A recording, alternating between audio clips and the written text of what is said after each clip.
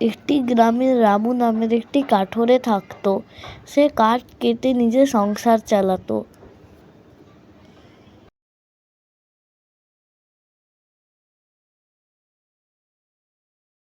সে কাঠ কেটে বেশি টাকা আয় করতে পারতো না, সে কারণে সে বাড়িওয়ালাকেও টাকা দিতে পারতো না।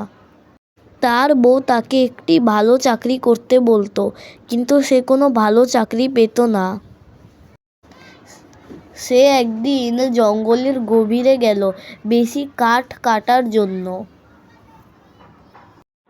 অবশেষে ক্লান্ত হয়ে সে একটি গাছের নিচে বসে গেল। সে গাছের পাশে একটি পাখি বসবাস করত।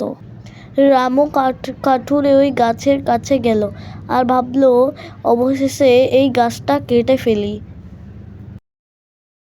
সে পাখিটা তাকে বিনতি করলো যাতে সে এই গাছটা না কাটে। রামু কাঠুরে পাখিকে বলল সে তার গাছ কাটবে না। তার কথা শুনে পাখিটি খুশি হয়ে তাকে একটি হীরা দিল।